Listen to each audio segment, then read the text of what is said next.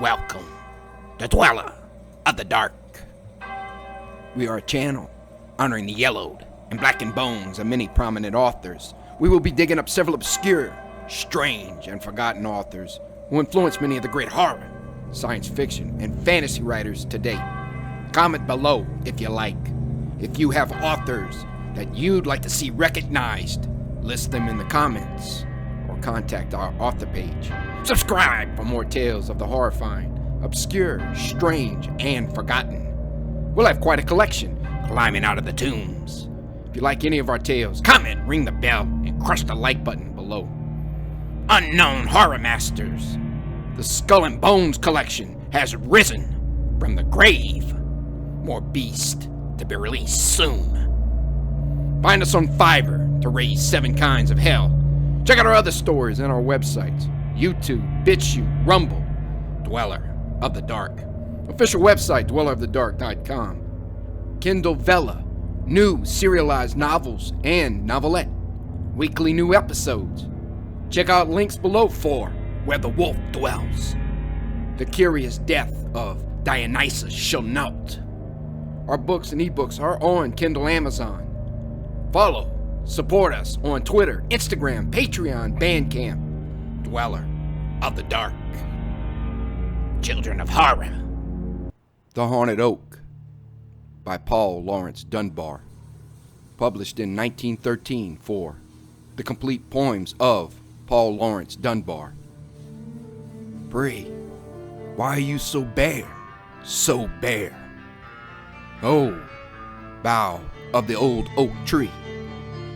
And why, when I go through the shade you throw, runs a shudder over me? My leaves were green as the best I trode, and sap ran free in my veins. But I saw in the moonlight dim and weird a guiltless victim's pains. I bent me down to hear his sigh. I shook with his gurgling moan, and I trembled sore when they rode away and left him here alone. They charged him with the old crime and set him fast in jail. Oh, why does the dog howl all night long? And why does the night wind wail? He prayed his prayer and he swore his oath, and he raised his hand to the sky. But the beat of hoofs smote on his ear, and the steady tread drew nigh. Who is it rides by night, over the moonlit road? And what is the spur that keeps the pace? What is the galling goad? And now they beat at the prison door. Oh, keeper, do not stay. We are friends of him whom you hold within, and we fain would take him away from those who ride fast on our heels with mind to do him wrong. They have no care for his innocence, and the rope they bear is long. They have fooled the jailer with lying words. They have fooled the man with lies. The bolts unbar, the locks are drawn, and the great door open flies. Now they have taken him from the jail, and hard and fast they ride, and the leader laughs low down in his throat as they halt my trunk beside. Oh, the judge, he wore a mask of black, and the doctor one of white, and the minister with his oldest son was curiously bedight. Oh, foolish man, why weep you now? 'Tis but a little space, and the time will come when these shall dread the memory of your face.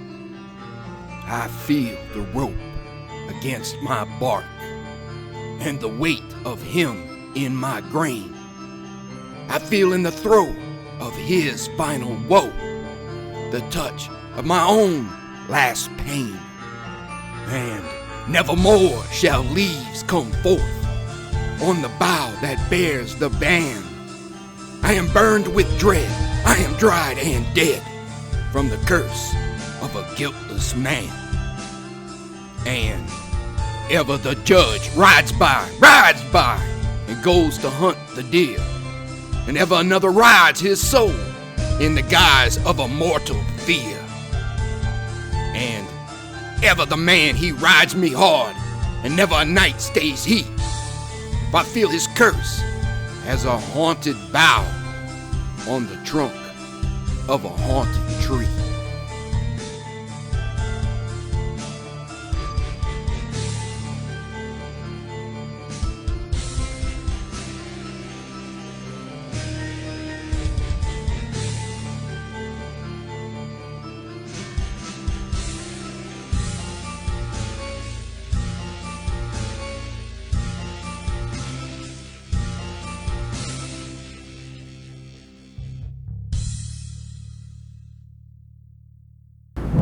The Stolen Child by William Butler Yeats. First published in 1886 for the Irish Monthly. Where dips the rocky highland of Sleuth Wood in the lake, there lies a leafy island where flapping herons wake the drowsy water rats. There we've hid our fairy vats, full of berries and of reddest stolen cherries.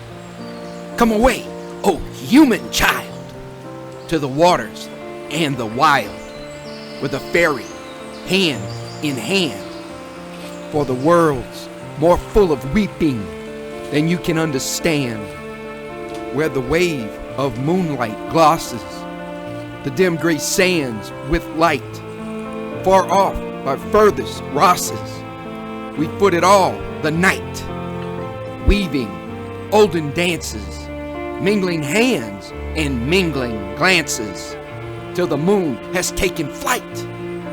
To and fro we leap and chase the frothy bubbles, while the world is full of troubles and anxious in its sleep.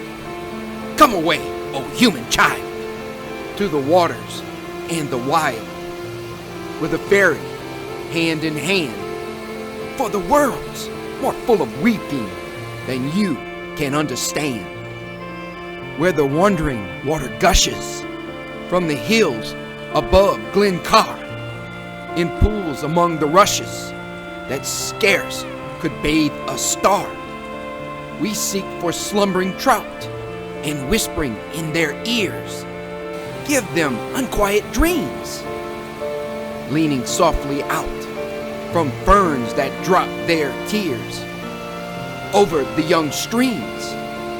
Come away, O human child, to the waters and the wild, with a fairy hand in hand, for the world's more full of weeping than you can understand. Away with us, he's going, the solemn-eyed.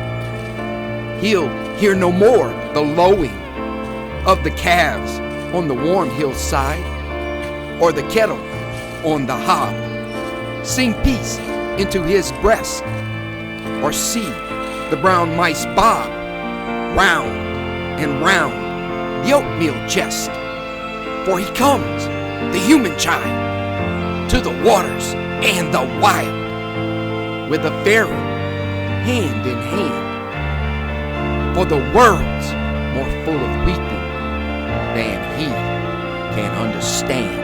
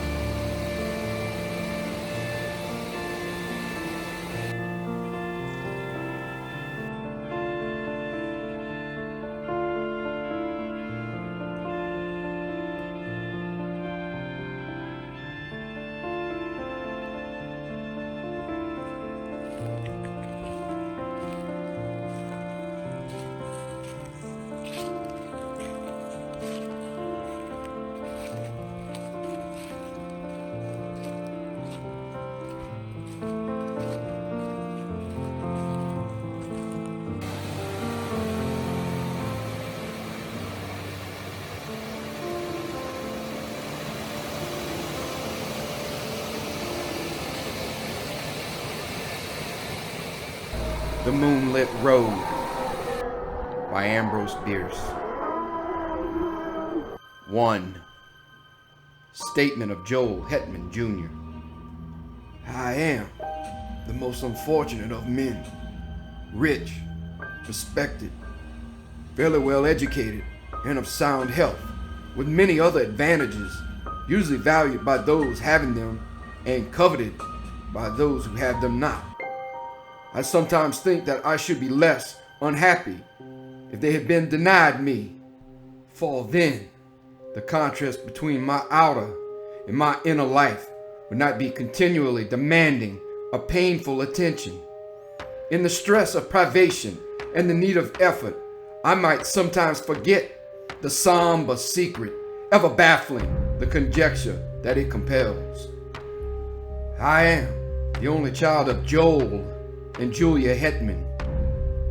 The one was a well-to-do country gentleman, the other a beautiful and accomplished woman to whom he was passionately attached, with what I know now to have been a jealous and exacting devotion. The family home was a few miles from Nashville, Tennessee, a large, irregularly built dwelling of no particular order of architecture, a little way off the road, in a park of trees and shrubbery.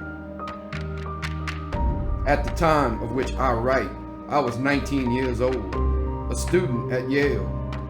One day I received a telegram from my father of such urgency that, in compliance with its unexplained demand, I left at once for home. At the railway station in Nashville, a distant relative awaited me to apprise me of the reason for my recall. My mother had been barbarously murdered. Why and by whom, none could conjecture. But the circumstances were these. My father had gone to Nashville, intending to return the next afternoon. Something prevented his accomplishing the business in hand, so he returned on the same night, arriving just before the dawn. In his testimony before the coroner, he explained that, having no latchkey and not caring to disturb the sleeping servants, he had, with no clearly defined intention, gone round to the rear of the house.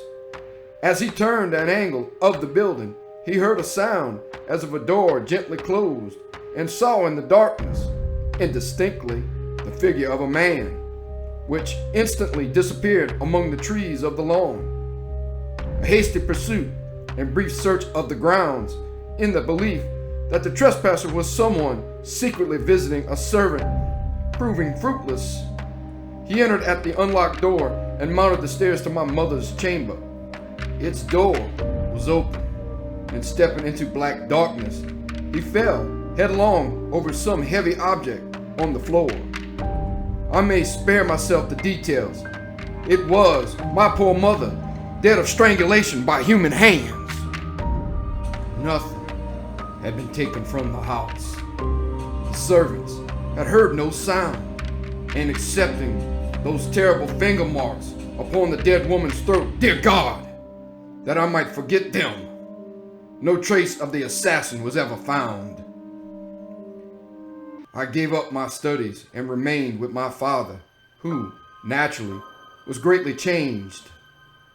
Always of a sedate, taciturn disposition, he now fell into so deep a dejection that nothing could hold his attention, yet anything, a footfall, the sudden closing of a door, aroused in him a fitful interest.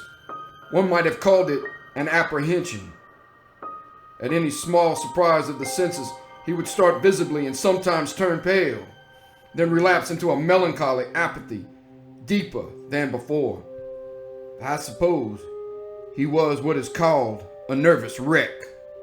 As to me, I was younger then than now. There is much in that. Youth is Gilead, in which is balm for every wound. Ah, that I might again dwell in that enchanted land. Unacquainted with grief, I knew not how to appraise my bereavement. I could not rightly estimate the strength of the stroke. One night, a few months after the dreadful event, my father and I walked home from the city. The full moon was about 3 hours above the eastern horizon. The entire countryside had the solemn stillness of a summer night. Our footfalls and the ceaseless song of the katydids were the only sound aloof. Black shadows of bordering trees lay athwart the road, which, in the short reaches between, gleamed a ghostly white. As we approached the gate to our dwelling, whose front was in shadow and in which no light shone, my father suddenly stopped and clutched my arm, saying, hardly above his breath, God, what is that?" "I hear nothing," I replied.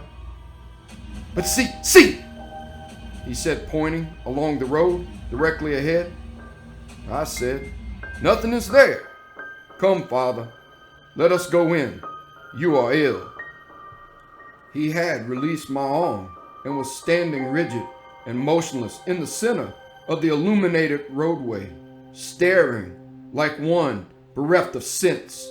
His face in the moonlight showed a pallor and fixity inexpressibly distressing. I pulled gently at his sleeve, but he had forgotten my existence. Presently, he began to retire backward, step by step, never for an instant removing his eyes from what he saw, or thought he saw.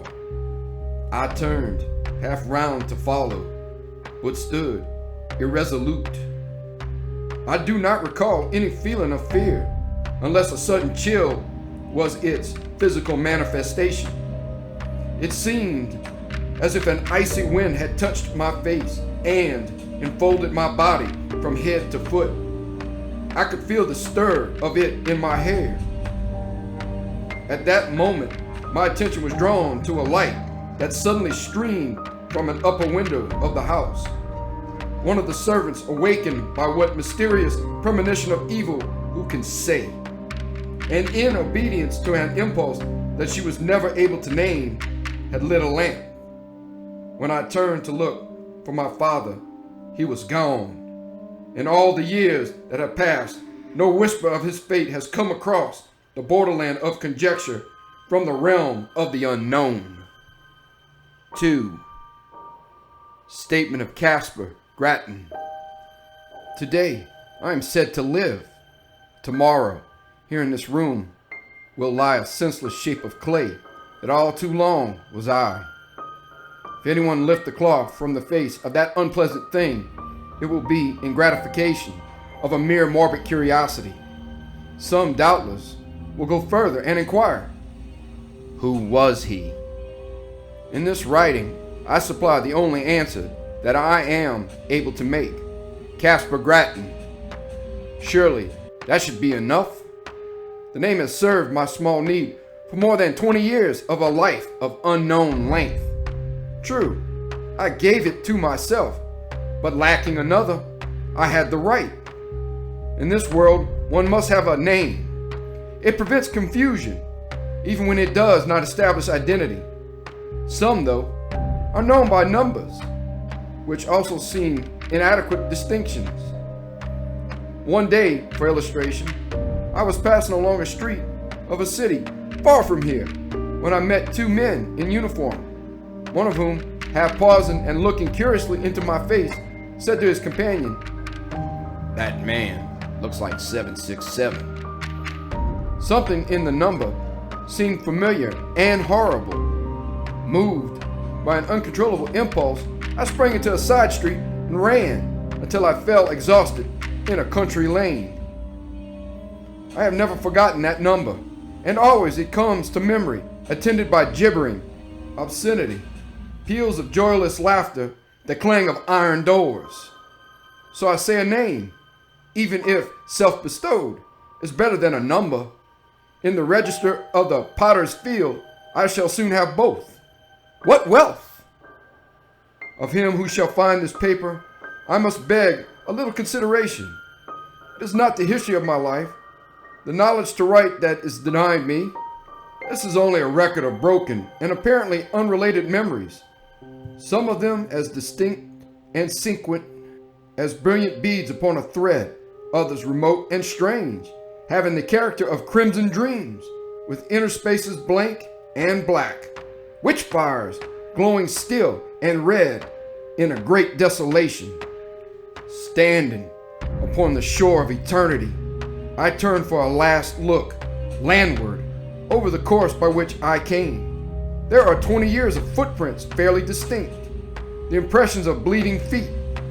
They lead through poverty and pain, devious and unsure, as of one staggering beneath a burden, remote, unfriended, melancholy, slow. Ah, the poet's prophecy of me, how admirable, how dreadfully admirable. Backward beyond the beginning of this Via Dolorosa, this epic of suffering with episodes of sin, I see nothing clearly. It comes out of a cloud. I know that it spans only 20 years, yet I am an old man. One does not remember one's birth. One has to be told. But with me, it was different. Life came to me full-handed and dowered me with all my faculties and powers. Of a previous existence, I know no more than others, for all have stammering intimations that may be memories and may be dreams. I know only that my first consciousness was of maturity in body and mind, a consciousness accepted without surprise or conjecture. I merely found myself walking in a forest, half-clad, footsore, unutterably weary and hungry. Seeing a farmhouse, I approached and asked for food, which was given me by one who inquired my name. I did not know, yet knew that all had names. Greatly embarrassed, I retreated, and night coming on, lay down in the forest and slept. The next day I entered a large town, which I shall not name, nor shall I recount further incidents of the life that is now to end, a life of wandering, always and everywhere haunted by an overmastering sense of crime in punishment of wrong, and of terror in punishment of crime. Let me see if I can reduce it to narrative. I seem once to have lived near a great city, a prosperous planter, married to a woman whom I loved and distrusted. We had, it sometimes seems, one child, a youth of brilliant parts and promise. He is at all times a vague figure, never clearly drawn, frequently altogether out of the picture. One luckless evening it occurred to me to test my wife's fidelity in a vulgar, commonplace way familiar to everyone who has acquaintance with the literature of fact and fiction. I went to the city, telling my wife that I should be absent until the following afternoon. But I returned before daybreak and went to the rear of the house, proposing to enter by a door with which I had secretly so tampered that it would seem to lock, yet not actually fasten. As I approached it, I heard it gently open and close, and saw a man steal away into the darkness. With murder in my heart, I sprang after him, but he had vanished, without even the bad luck of identification. Sometimes now, I cannot even persuade myself that it was a human being. Crazed with jealousy and rage, blind and bestial, with all the elemental passions of insulted manhood, I entered the house and sprang up the stairs to the door of my wife's chamber.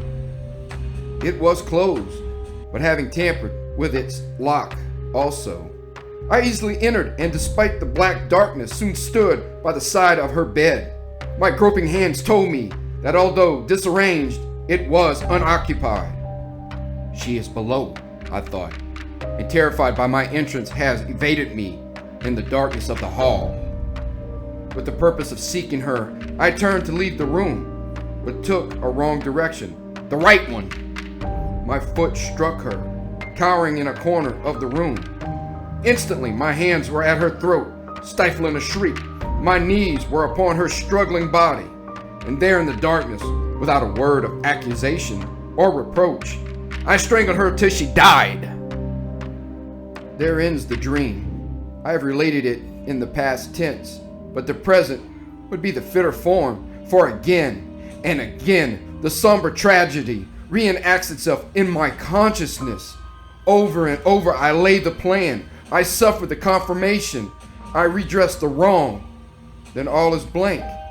And afterward the rains beat against the grimy window panes, or the snows fall upon my scant attire. The wheels rattle in the squalid streets where my life lies in poverty and mean employment. If there is ever sunshine, I do not recall it. If there are birds, they do not sing. There's another dream, another vision of the night. I stand among the shadows in a moonlit road. I am aware of another presence, but whose I cannot rightly determine. In the shadow of a great dwelling, I catch the gleam of white garments. Then the figure of a woman confronts me in the road. My murdered wife. There is death in the face. There are marks upon the throat. The eyes are fixed on mine with an infinite gravity, which is not reproach, nor hate, nor menace, nor anything less terrible than recognition. Before this awful apparition, I retreat in terror, a terror that is upon me as I write. I can no longer rightly shape the words. See, they. Now I am calm, but truly, there is no more to tell. The incident ends where it began, in darkness and in doubt. Yes, I am again in control of myself, the captain of my soul. But that is not respite. It is another stage and phase of expiation. My penance, constant in degree, is mutable in kind. One of its variants is tranquility. After all, it is only a life sentence. To hell for life. That is a foolish penalty. The culprit chooses the duration of his punishment. Today, my term expires. To each and all, the peace that was not mine. 3. Statement of the late Julia Hetman through the medium Bayrolls. I had retired early and fallen almost immediately into a peaceful sleep, from which I awoke with that indefinable sense of peril which is, I think, a common experience in that other earlier life. Of its unmeaning character, too, I was entirely persuaded, yet that did not banish it. My husband, Joel Hetman, was away from home. The servants slept in another part of the house. But these were familiar conditions. They had never before distressed me. Nevertheless, a strange terror grew so insupportable that, conquering my reluctance to move, I sat up and lit the lamp at my bedside. Contrary to my expectation, this gave me no relief. The light seemed rather an added danger, for I reflected that it would shine out under the door, disclosing my presence to whatever evil thing might lurk outside. You that are still in the flesh, subject to horrors of the imagination, think what a monstrous fear that must be which seeks in darkness security from malevolent existences of the night. That is to spring to close quarters with an unseen enemy, the strategy of despair. Extinguishing the lamp, I pulled the bedclothing about my head and lay trembling and silent, unable to shriek, forgetful to pray. In this pitiable state, I must have lain for what you call hours. With us, there are no hours. There is no time. At last it came, a soft, irregular sound of footfalls on the stairs. They were slow, hesitant, uncertain, as of something that did not see its way. To my disordered reason, all the more terrifying for that, as the approach of some blind and mindless malevolence to which is no appeal. I even thought that I must have left the hall lamp burning, and the groping of this creature proved it a monster of the night. This was foolish and inconsistent with my previous dread of the light. But what would you have? Fear has no brains. it is an idiot. The dismal witness that it bears and the cowardly counsel that it whispers are unrelated. We know this well, we who have passed into the realm of terror, who skulk in eternal dust among the scenes of our former lives, invisible even to ourselves and one another, yet hiding forlorn in lonely places, yearning for speech with our loved ones, yet dumb, and as fearful of them as they of us. Sometimes the disability is removed, the law suspended. By the deathless power of love or hate, we break the spell. We are seen by those whom we would warn, console, or punish. What form we seem to them to bear, we know not. We know only that we terrify even those whom we most wish to comfort, and from whom we most crave tenderness and sympathy. Forgive, I pray you, this inconsequent digression by what was once a woman. You who consult us in this imperfect way, you do not understand. You ask foolish questions about things unknown and things forbidden. Much that we know and could impart in our speech is meaningless in yours. We must communicate with you through a stammering intelligence in that small fraction of our language that you yourselves can speak. You think that we are of another world. No, we have knowledge of no world but yours. Though for us it holds no sunlight, no warmth, no music, no laughter, no song of birds, nor any companionship. Oh God, what a thing it is to be a ghost, cowering and shivering in an altered world, a prey to apprehension and despair. No, I did not die of fright. The thing turned and went away. I heard it go down the stairs, hurriedly, I thought, as if itself in sudden fear. Then I rose to call for help. Hardly had my shaking hand found the doorknob when, merciful heaven, I heard it returning. Its footfalls as it remounted the stairs were rapid, heavy, and loud. They shook the house. I fled to an angle of the wall and crouched upon the floor. I tried to pray. I tried to call the name of my dear husband. Then I heard the door thrown open. There was an interval of unconsciousness, and when I revived, I felt a strangling clutch upon my throat, felt my arms feebly beating against something that bore me backward, felt my tongue thrusting itself from between my teeth. And then I passed into this life. No, I have no knowledge of what it was. The sum of what we knew at death is the measure of what we know afterward, of all that went before. Of this existence, we know many things, but no new light falls upon any page of that in memory is written. All of it that we can read. Here are no heights of truth overlooking the confused landscape of that dubitable domain. We still dwell in the valley of the shadow, lurk in its desolate places, peering from brambles and thickets at its mad, malign inhabitants. How should we have new knowledge of that fading past? What I am about to relate happened on a night. We know when it is night, for then you retire to your houses, and we can venture from our places of concealment to move unafraid about our old homes, to look in at the windows, even to enter and gaze upon your faces as you sleep. I had lingered long near the dwelling where I had been so cruelly changed to what I am, as we do while any that we love or hate remain.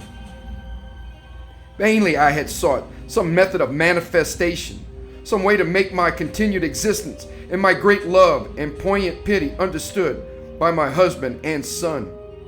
Always, if they slept, they would wake, or If in my desperation I dared approach them when they were awake, would turn toward me the terrible eyes of the living, frightening me by the glances that I sought from the purpose that I held.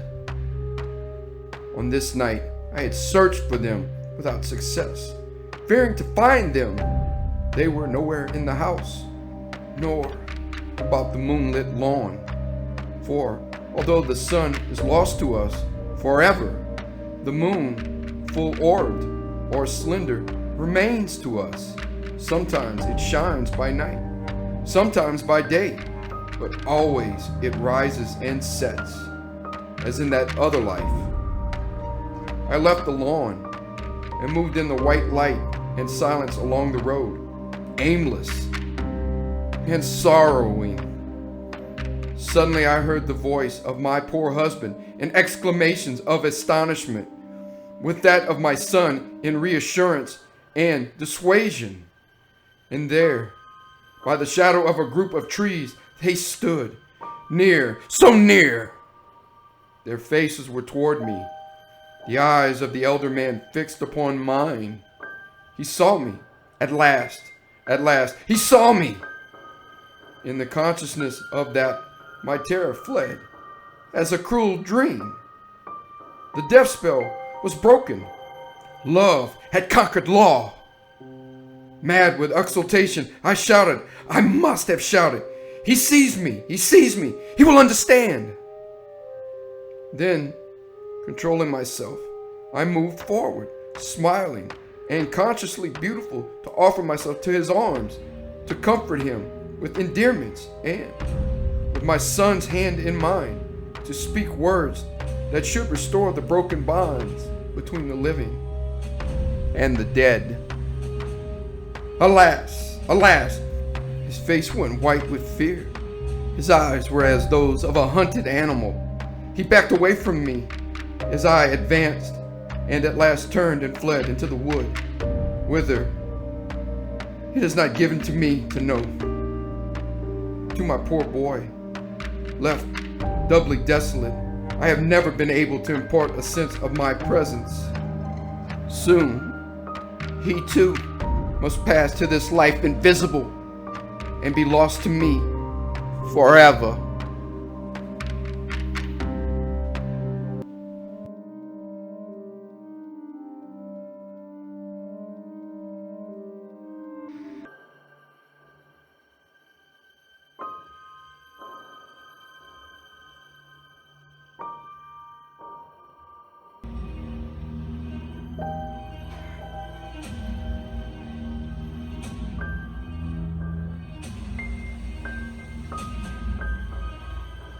The Lighthouse by Edgar Allan Poe and Robert Bloch. First published in 1953 for Fantastic. January 1st, 1796. This day, my first on the Lighthouse, I make this entry in my diary, as agreed on with de Groot, as regularly as I can. Keep the journal. I will, but there is no telling what may happen to a man all alone as I am. I may get sick or worse. So far, well. The cutter had a narrow escape, but why dwell on that, since I am here, all safe? My spirits are beginning to revive already at the mere thought of being, for once in my life at least, thoroughly alone. For, of course, Neptune, large as he is not to be taken into consideration as society. Would to heaven I had ever found in society one half as much faith as in this poor dog. In such case, I and society might never have parted, even for a year. What most surprises me is the difficulty de Groot had in getting me the appointment, and I a noble of the realm. It could not be that the consistory had any doubt of my ability to manage the light. One man has attended it before now, and got on quite as well as the 3 that are usually put in. The duty is a mere nothing, and the printed instructions are as plain as possible. It would never have done to let Orndorff accompany me. I should never have made any way with my book as long as he was within reach of me with his intolerable gossip, not to mention that everlasting meerschaum. Besides, I wish to be alone. It is strange that I never observed until this moment how dreary a sound that word has. Alone. I could half fancy there was some peculiarity in the echo of these cylindrical walls. But oh no, that is all nonsense. I do believe I am going to get nervous about my insulation. That will never do. I have not forgotten de Grotte's prophecy.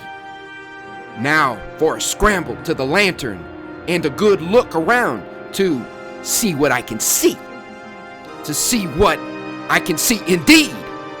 Not very much. The swell is subsiding a little, I think, but the cutter will have a rough passage home, nevertheless. She will hardly get within sight of the Norland before noon tomorrow, and yet it can hardly be more than 190 or 200 miles. January 2nd. I have passed this day in a species of ecstasy that I find it impossible to describe. My passion for solitude could scarcely have been more thoroughly gratified.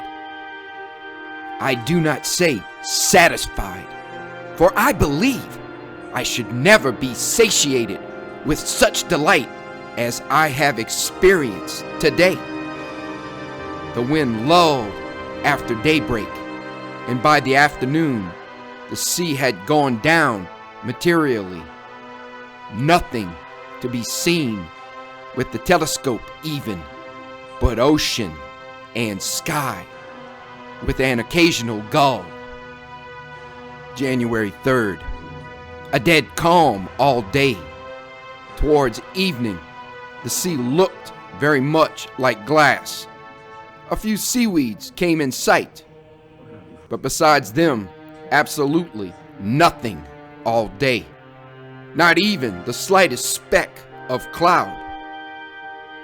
Occupied myself in exploring the lighthouse. It is a very lofty one, as I find to my cost when I have to ascend its interminable stairs. Not quite 160 feet, I should say, from the low water mark to the top of the lantern. From the bottom inside the shaft, however, the distance to the summit is 180 feet, at least. Thus the floor is 20 feet below the surface of the sea, even at low tide. It seems to me that the hollow interior at the bottom should have been filled in with solid masonry. Undoubtedly, the whole would have been thus rendered more safe. But what am I thinking about? A structure such as this is safe enough under any circumstances. I should feel myself secure in it during the fiercest hurricane that ever raged. And yet, I have heard seamen say that occasionally, with the wind at southwest, the sea has been known to run higher here than anywhere, with the single exception of the western opening of the Straits of Magellan. No mere sea, though, could accomplish anything with this solid iron-riveted wall, which, at 50 feet from high water mark, is 4 feet thick, if 1 inch. the basis on which the structure rests, seems to me to be chalk. January 4th.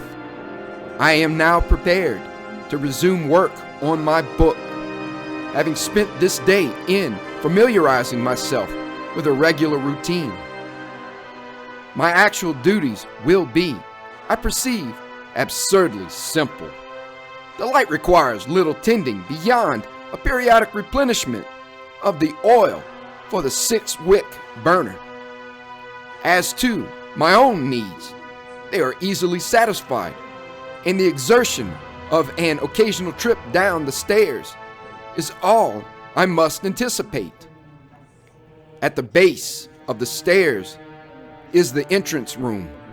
Beneath that is 20 feet of empty shaft.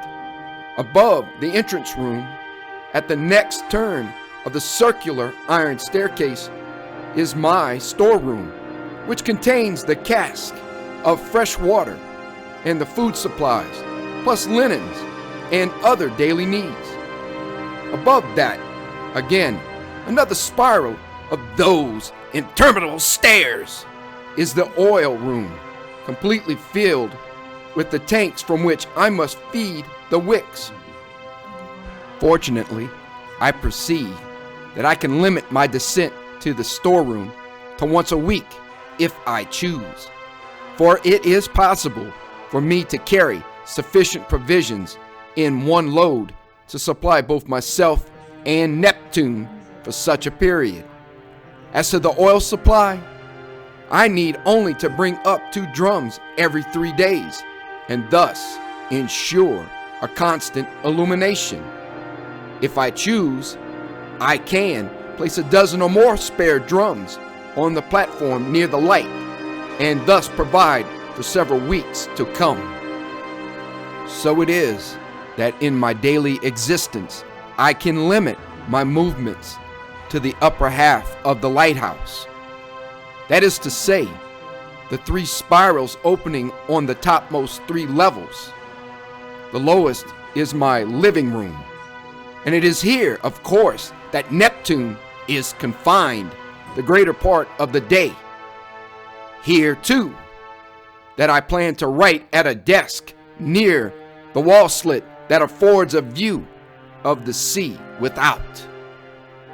The second highest level is my bedroom and kitchen combined.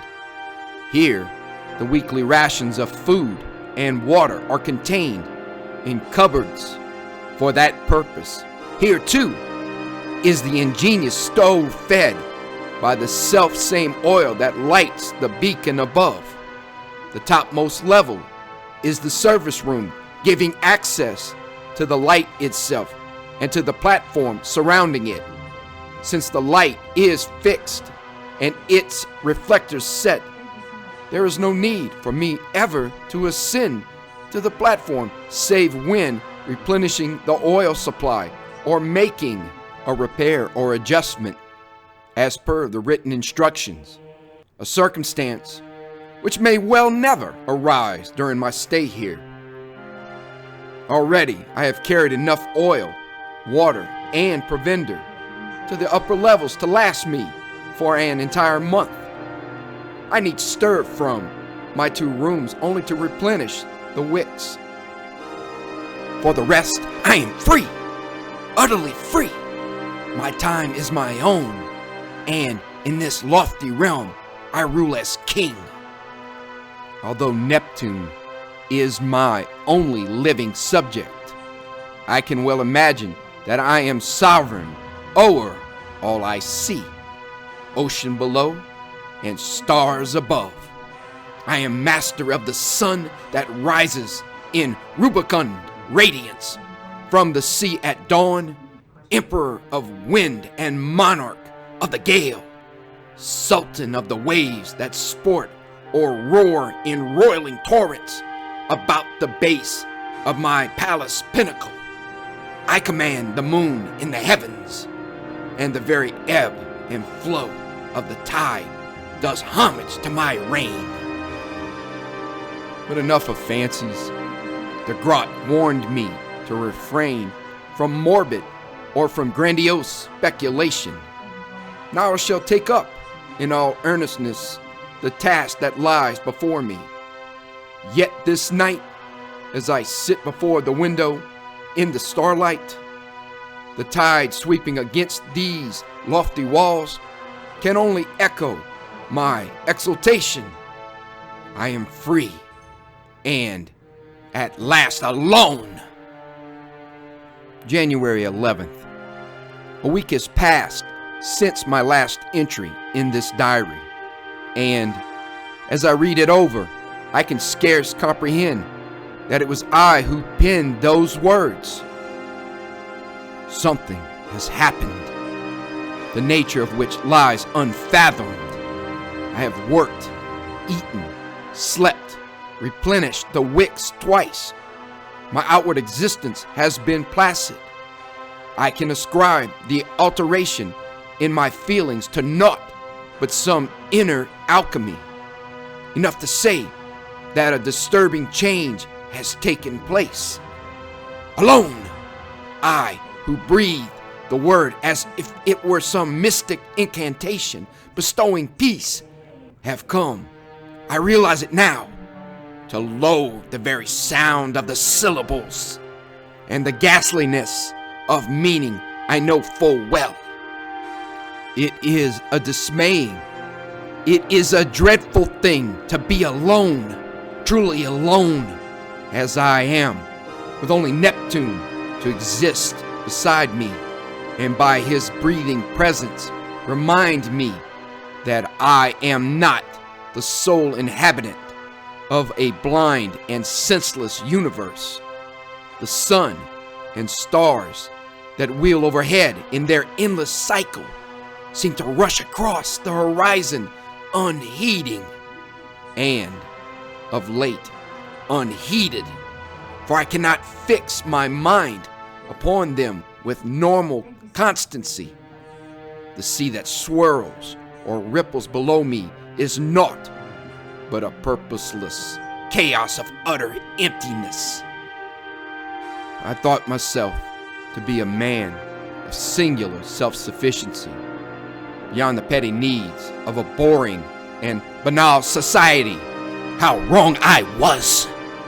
For I find myself longing for the sight of another face, the sound of another voice, the touch of other hands, whether they offer caresses or blows.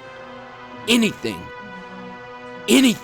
for reassurance that my dreams are indeed false, and that I am not actually alone. And yet I am, and I will be. The world is 200 miles away.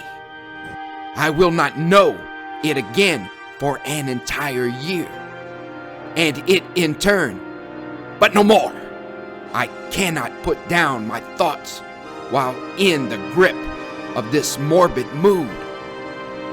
January 13th. 2 more days, 2 more centuries have passed. Can it be less than 2 weeks since I was immured in this prison tower?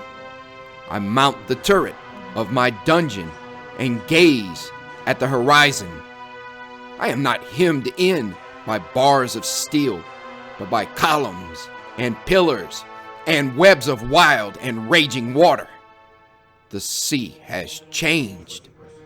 Gray skies have wrought a wizardry so that I stand surrounded by a tumult that threatens to become a tempest.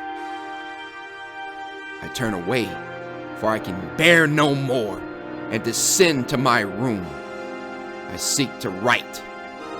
The book is bravely begun, but of late I can bring myself to do nothing constructive or creative, and in a moment I fling aside my pen and rise to pace, to endlessly pace the narrow, circular confines of my tower of torment. Wild words, these? And yet, I am not alone in my affliction. Neptune, Neptune the loyal, the calm, the placid, feels it too.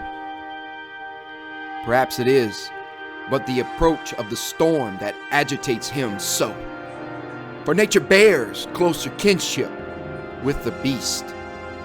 He stays constantly at my side, whining now, and the muffled roaring of the waves without our prison causes him to tremble.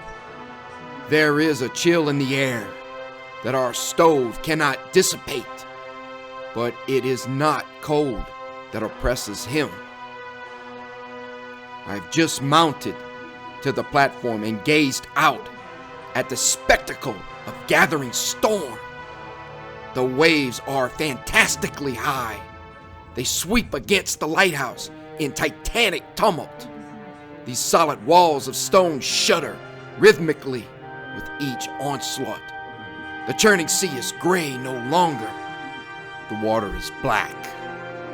Black as basalt and as heavy.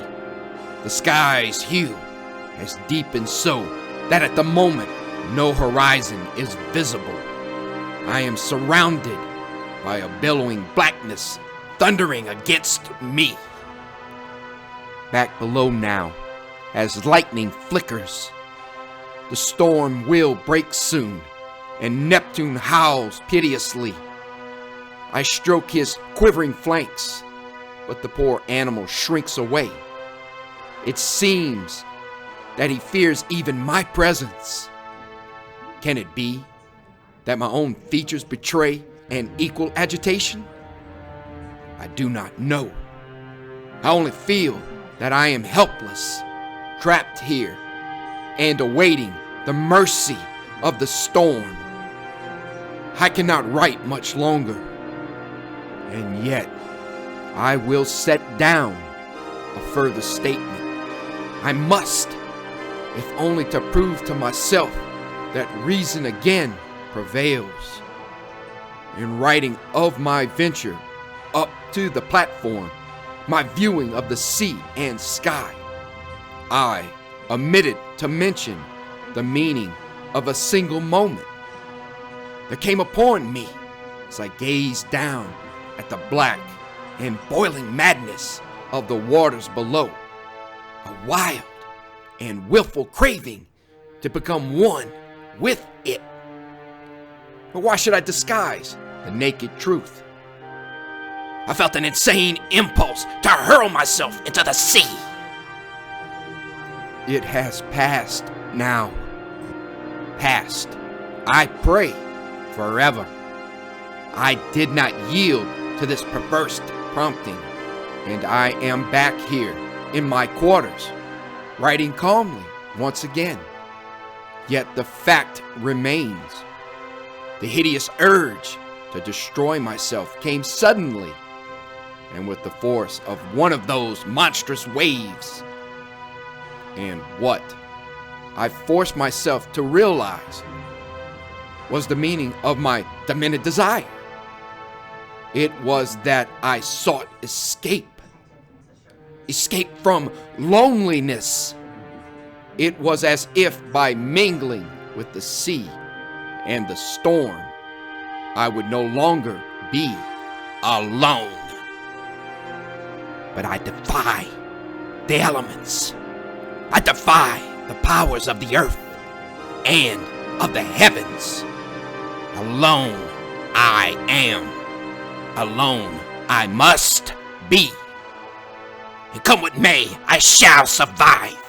My laughter rises above all your thunder. So, ye spirits of the storm, blow, howl, rage, hurl your watery weight against my fortress. I am greater than you in all your powers. But wait, Neptune. Something has happened to the creature. I must attend him. January 16th. The storm is abated. I am back at my desk now, alone. Truly alone. I have locked poor Neptune in the storeroom below. Your unfortunate beast seems driven out of his wits by the forces of the storm. When last I wrote, he was worked into a frenzy, whining and pawing and wheeling in circles. He was incapable of responding to my commands, and I had no choice but to literally drag him down the stairs by the scruff of his neck and incarcerate him in the storeroom where he could not come to harm. I own that concern for my safety was involved. The possibility of being imprisoned in this lighthouse with a mad dog must be avoided. His howls throughout the storm were pitiable indeed, but now he is silent. When last I ventured to gaze into the room, I perceived him sleeping, and I trust that rest and calm will restore him to my full companionship as before. Companionship! How shall I describe the horrors of the storm I faced alone? In this diary entry, I have prefaced a date, January 16th, but that is merely a guess. The storm has swept away all track of time. Did it last a day, 2 days, 3? As I now surmise, a week or a century? I do not know. I know only an endless raging of waters that threatened time and again to engulf the very pinnacle of the lighthouse.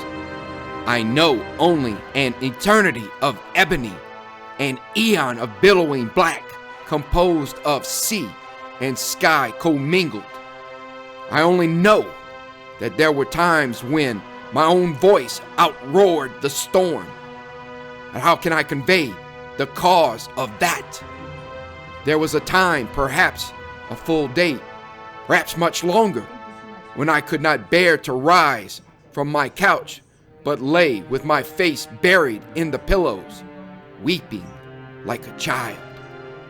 But mine were not the pure tears of childhood innocence.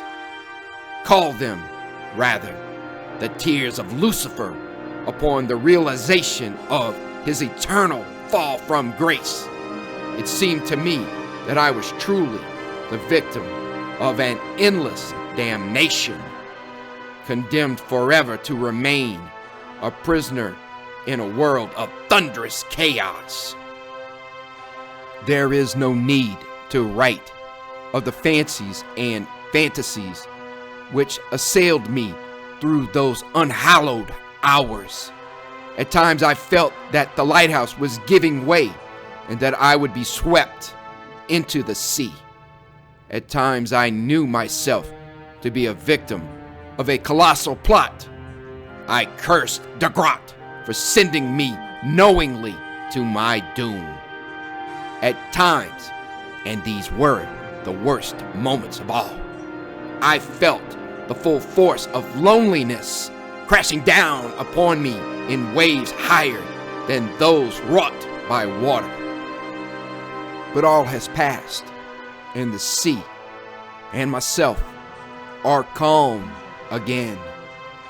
A peculiar calmness, this. As I gaze out upon the water, there are certain phenomena I was not aware of until this very moment. Before setting down my observations, let me reassure myself that I am, indeed, quite calm.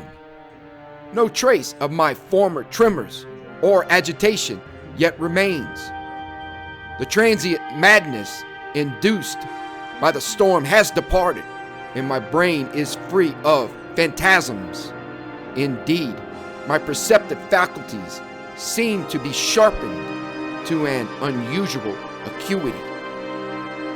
It is almost as though I find myself in possession of an additional sense, an ability to analyze and penetrate beyond former limitations superimposed by nature. The water on which I gaze is placid once more. The sky is only lightly leaden in hue. But wait! Low on the horizon creeps a sudden flame. It is the sun, the Arctic sun, in sullen splendor, emerging momentarily from the pall to incarnadine the ocean.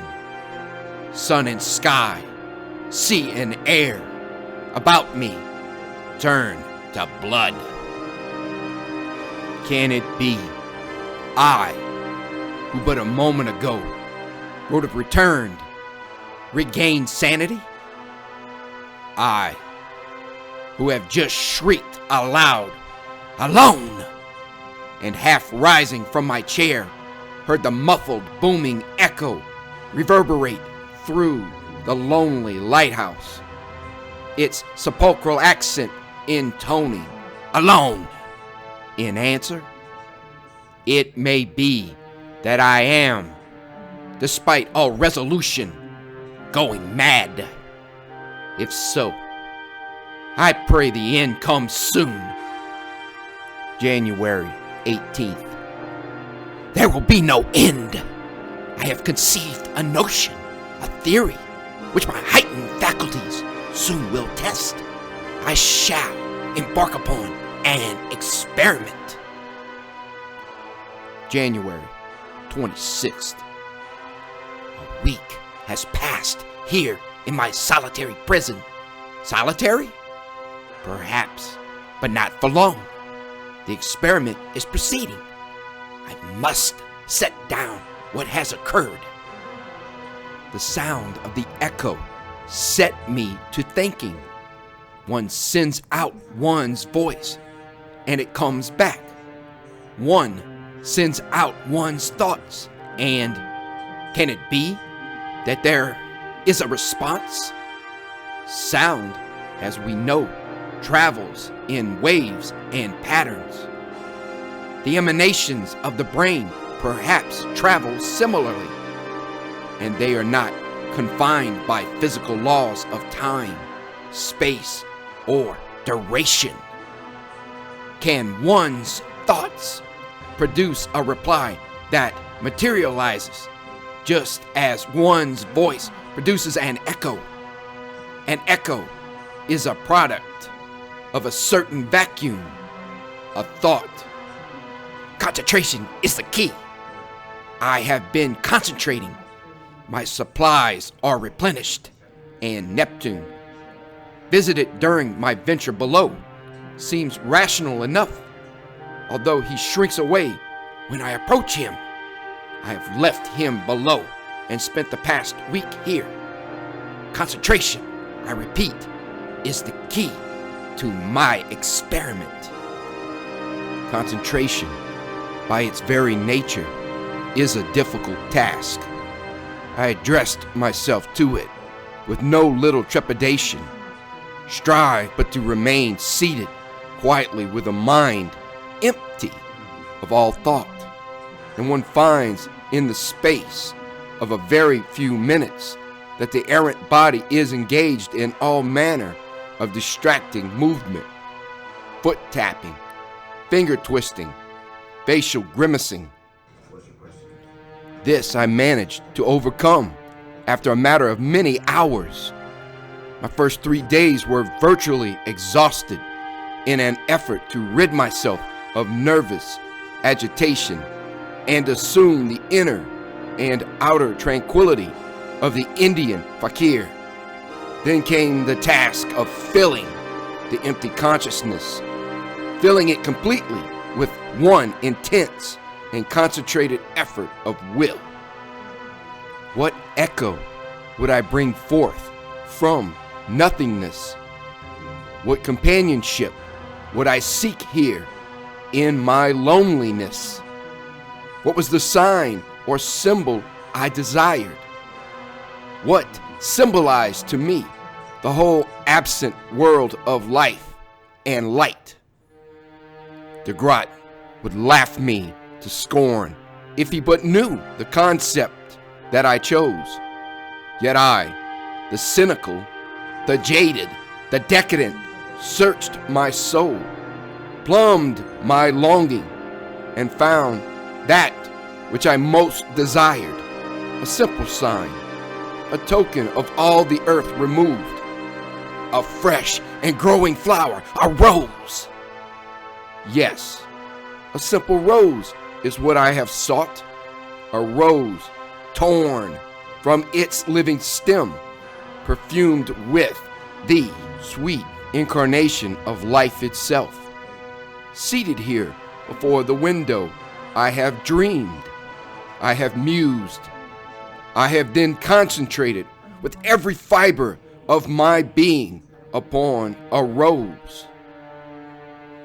My mind was filled with redness, not the redness of the sun upon the sea, or the redness of blood, but the rich and radiant redness of the rose. My soul was suffused with the scent of a rose. As I brought my faculties to bear exclusively upon the image, these walls fell away. The walls of my very flesh fell away, and I seemed to merge in the texture, the odor, the color, the actual essence of a rose. Shall I write of this, the seventh day, when seated at the window, as the sun emerged from the sea, I felt the commanding of my consciousness? Shall I write of rising, descending the stairs, opening the iron door at the base of the lighthouse, and peering out at the billows that swirled at my very feet? Shall I write of stooping, of grasping, of holding? Shall I write that I have indeed descended those iron stairs and returned here with my wave-borne trophy? That this very day, from waters 200 miles distant from any shore, I have reached down and plucked a fresh rose. January 28th. It has not withered. I keep it before me constantly, in a vase on this table, and it is a priceless ruby plucked from dreams. It is real as the howls of poor Neptune, who senses that something odd is afoot. His frantic barking does not disturb me. Nothing disturbs me, for I am master of a power greater than earth or space or time. And I shall use this power now to bring me the final boon. Here in my tower, I have become quite the philosopher. I have learned my lesson well and realized that I do not desire wealth or fame or the trinkets of society. My need is simply this: companionship. And now, with the power that is mine to control, I shall have it. Soon, quite soon, I shall no longer be alone. January 30th. The storm has returned, but I pay it no heed, nor do I mark the howlings of Neptune, although the beast is now literally dashing himself against the door of the storeroom. One might fancy that his efforts are responsible for the shuttering of the very lighthouse itself. But no, it is the fury of the northern gale. I pay it no heed, as I say, but I fully realize that this storm surpasses in extent and intensity anything I could imagine as witness to its predecessor. Yet it is unimportant, even though the light above me flickers and threatens to be extinguished by the sheer velocity of wind that seeps through these stout walls, even though the ocean sweeps against the foundations with a force that makes solid stone seem flimsy as straw, even though the sky is a single black roaring mouth that yawns low upon the horizon to engulf me. These things I sense but dimly as I address myself to the appointed task. I pause now only for food and a brief respite, and scribble down these words to mark the progress of resolution towards an inevitable goal. For the past several days, I have bent my faculties to my will, concentrating utterly and to the uttermost upon the summoning of a companion. This companion will be, I confess it, a woman far surpassing the limitations of common mortality, for she is and must be fashioned of dreams and longing, of desire and delight beyond the bounds of flesh. She is the woman of whom I have always dreamed, the one I have sought in vain through what I once presumed, in my ignorance, was the world of reality. It seems to me now that I have always known her, that my soul has contained her presence forever. I can visualize her perfectly. I know her hair, each strand more precious than a miser's gold, the riches of her ivory and alabaster brow, the perfection of her face and form are etched forever in my consciousness. De Grotte would scoff that she is but the figment of a dream. But De Grotte did not see the rose. The rose, I hesitate to speak of it, has gone. It was the rose which I set before me when first I composed myself to this new effort of will. I gazed at it intently until vision faded, senses stilled, and I lost myself in the attempt of conjuring up my vision of a companion. Hours later, the sound of rising waters from without aroused me. I gazed about. My eyes sought the reassurance of the rose and rested only upon a foulness. Where the rose had risen proudly in its vase, red crest rampant upon a living stem, I now perceived only a noxious, utterly detestable strand of Icarus decay. No rose this, but only seaweed, rotted, noisome, and putrescent. I flung it away, but for long moments I could not banish a wild presentiment. Was it true that I had deceived myself?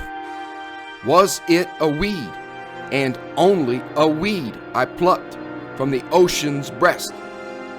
Did the force of my thought momentarily invest it with the attributes of a rose? Would anything I called up from the depths of sea, or the depths of consciousness, be truly real?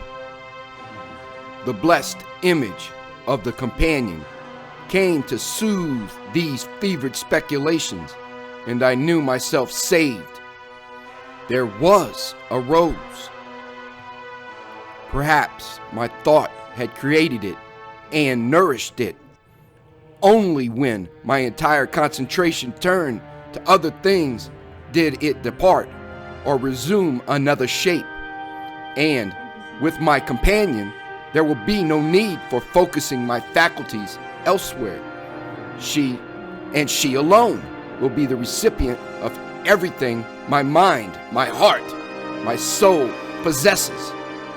If will, if sentiment, if love are needed to preserve her, these things she shall have in entirety.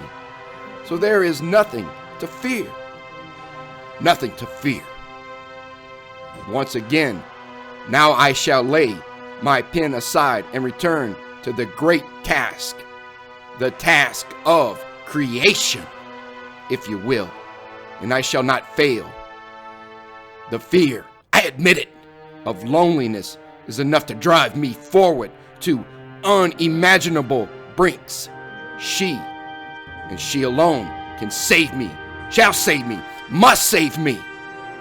I can see her now, the golden glitter of her, and my consciousness calls to her to rise, to appear before me in radiant reality. Somewhere upon these storm-tossed seas she exists. I know it. And wherever she may be, my call will come to her, and she will respond. January 31st. The command came at midnight. Roused from the depths of the most profound innermost communion by a thunderclap, I rose as though in the grip of somnambulistic compulsion and moved down the spiral stairs. The lantern I bore trembled in my hand. Its light wavered in the wind, and the very iron treads beneath my feet shook with the furious force of the storm. The booming of the waves as they struck the lighthouse walls seemed to place me within the center of a maelstrom of ear-shattering sound. Yet over the demoniacal din, I could detect the frenzied howls of poor Neptune as I passed the door behind which he was confined. The door shook with the combined force of the wind and of his still desperate efforts to free himself, but I hastened on my way, descending to the iron door at the base of the lighthouse. To open it required the use of both hands, and I set the lantern down at one side. To open it, moreover, required the summoning of a resolution I scarcely possessed.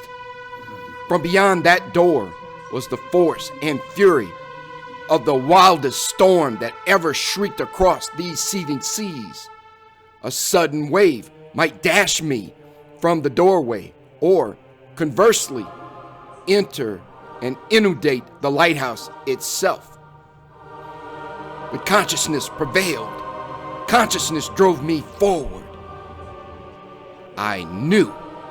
I thrilled to the certainty that she was without the iron portal. I unbolted the door with the urgency of one who rushes into the arms of his beloved. The door swung open, flew open, roared open, and the storm burst upon me. A ravening monster of black-mouthed waves capped with white fangs. The sea and sky surged forward as if to attack, and I stood enveloped in chaos. A flash of lightning revealed the immensity of utter nightmare. I saw it not, for the same flash illumined the form, the lineaments of she whom I sought. Lightning and lantern were unneeded. Her golden glory outshone all as she stood there, pale and trembling, a goddess arisen from the depths of the sea. Hallucination, vision, apparition? My trembling fingers sought and found their answer. Her flesh was real, cold as the icy waters from whence she came, but palpable and permanent. I thought of the storm, of doomed ships and drowning men, of a girl cast upon the waters and struggling towards the succor of the lighthouse beacon. I thought of 1,000 explanations, 1,000 miracles, 1,000 riddles or reasons beyond rationality. Yet only one thing mattered. My companion was here, and I had but to step forward and take her in my arms. No word was spoken, nor could one be heard in all that inferno. No word was needed, for she smiled. Pale lips parted as I held out my arms, and she moved closer. Pale lips parted, and I saw the pointed teeth set in rows like those of a shark. Her eyes, fish-like and staring, swam closer. As I recoiled, her arms came up to cling, and they were cold as the waters beneath, cold as the storm, cold as death. In one monstrous moment, I knew with uttermost certainty that the power of my will had indeed summoned. The call of my consciousness had been answered, but the answer came not from the living, for nothing lived in this storm. I had sent my will out over the waters, but the will penetrates all dimensions, and my answer had come from below the waters. She was from below, where the drowned dead lie dreaming, and I had awakened her and clothed her with a horrid life, a life that thirsted and must drink. I think I shrieked then, but I heard no sound. Certainly, I did not hear the howls from Neptune as the beast burst from his prison, bounded down the stairs, and flung himself upon the creature. His furry form bore her back and obscured my vision. In an instant, she was falling backwards away into the sea that spawned her. Then, and only then, did I catch a glimpse of the final moment of animation in that which my consciousness had summoned. Lightning seared the sight inexorably upon my soul, the sight of the ultimate blasphemy I had created in my pride. The rose had wilted. The rose had wilted and become seaweed, and now the golden one was gone, and in its place was the bloated, swollen obscenity of a thing long drowned and dead, risen from the slime, and to that slime returning. Only a moment, and then the waves overwhelmed it, bore it back into the blackness. Only a moment, and the door was slammed shut. Only a moment, and I raced up the iron stairs, Neptune yammering at my heels. Only a moment, and I reached the safety of this sanctuary.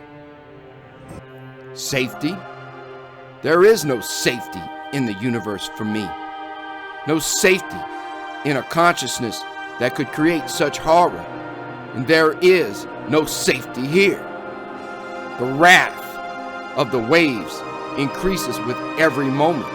The anger of the sea and its creatures rises to an inevitable crescendo.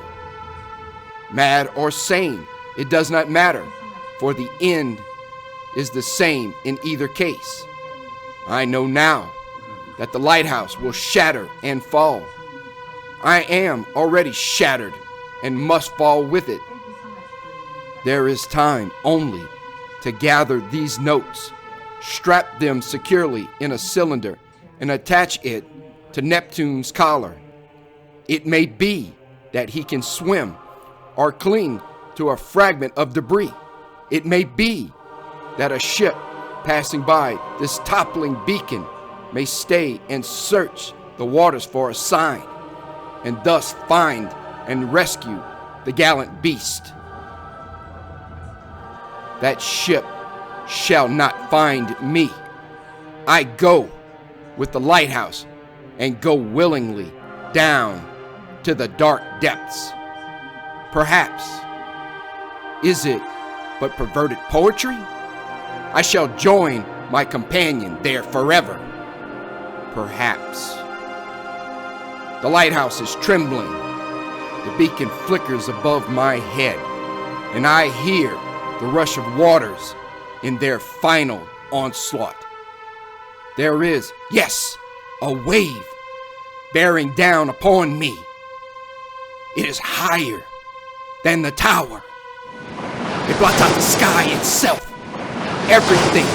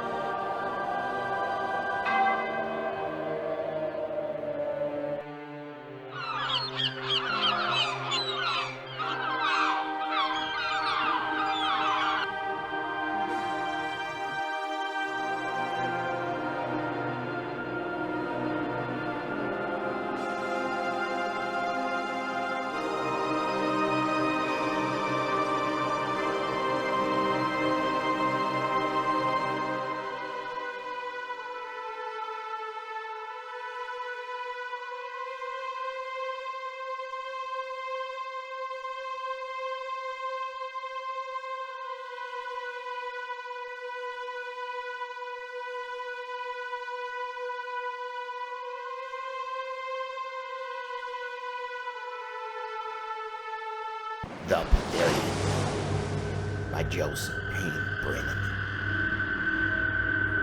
During the summer months, the beach pavilion swarmed with people. Crowds sauntered up and down its front boardwalk, darted in and out of the little enclosed dressing rooms, which ran along on piles nearly the length of a city block, and in general infested every square foot of the immense structure. But during the cold months, the huge building, as well as the beach adjacent to it, was totally deserted. Icy winter winds from the open sea moaned through its darkened interior. Sometimes big waves flung themselves across the boardwalk and swirled around the base of the piles.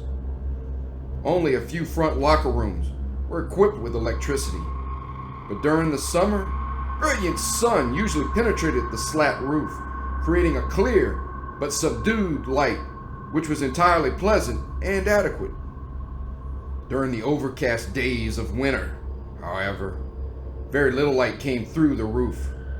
The inside of the pavilion became full of shadows, cold, damp, and gloomy, the last place in the world where any sane person would want to go. Niles Glendon was the exception. As he started out for the pavilion one cold, cloudy afternoon in late February, he was entirely sane. He had a reason for going. He had paid a visit to the pavilion some 4 months before, under rather unusual circumstances. Then, he had driven to the pavilion with his old friend Kurt Ressinger. Kurt, however, hadn't had much choice in the matter. During the drive to the beach, he had lain huddled on the floor in the rear of Niles' car, limp and purple-faced, with Niles' finger marks still on his squeezed gullet. Kurt had been foolish enough to refuse Niles a small loan of $500. Little enough, Niles figured, after all the favors Kurt had accepted in the past. Little enough after the dozens of times Niles had gotten him out of jams. When Niles ran into a flurry of bad luck, instead of coming to his aid, Kurt had grown distant. And that day in late October had been the finish. Kurt had finally, reluctantly, agreed to meet Niles at a crossroads not too far from the beach, which was a convenient halfway point for both of them. Once there, however, he had flatly refused Niles' request for a loan and had finally intimated that so far as he was concerned, their friendship was at an end. Niles, white with fury, had controlled himself with effort. And then, when they were parting, Kurt's car had refused to start. Masking his violent anger, Niles had offered to drive Kurt home. Once away from the crossroads, out on the deserted beach highway, Niles had repeated his request for a loan. Again, Kurt refused, and this time Niles' fury had exploded savagely. Braking the car to a sudden stop, he had whirled, seized Kurt by his thin throat, and mercilessly throttled the life out of him. After appropriating Kurt's wallet, which contained a helpful $80, he had jammed the corpse out of sight on the floor of the car and driven to the beach pavilion. It was a chill, rainy day in late October, and the big building had been deserted. Nobody had been in sight along the beach. Fetching a small shovel from his car, Niles had dragged the corpse of his old friend into the pavilion and buried it in the sand among the piles. When summer came, he knew people would be hurrying about on the plank walks, only 6 or 7 feet overhead. But he had little fear that the body would be discovered. Who would ever want to climb down from the plank walks and start digging in the damp sand at the base of the piles? During the ensuing winter, however, several fierce storms had raged along the beach. Niles had read newspaper accounts which stated that huge waves had washed inland, creating damage to shore properties. Undoubtedly, he reflected, a A large amount of seawater had flooded in under the boardwalks of the beach pavilion, surging and swishing among the piles. It was possible that some of the sand had been swept about. It was even possible that his old friend Kurt had been disturbed in his rude resting place. As he drove toward the beach this dreary afternoon in late February, he was not really worried. In the first place, he was under no suspicion. He had been questioned after Kurt's disappearance, as had all Kurt's other friends, but the grilling had been a mild one, a mere routine. No one had seen him at the Crossroads meeting, and no one had seen him near the beach. After a thorough investigation, the police began to lean toward the suicide theory. And of course, in many subtle ways, Niles fostered the idea. Beyond that, even if his old friend Sandy Gray had been disturbed by the winter storms, Niles felt that he could repair the damage easily enough.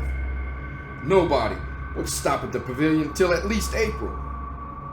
Certainly he was unlikely to encounter anyone on a raw, windy day in February. He drove down the beach road without passing a single car, and when he pulled up near the pavilion, not a living soul was in sight.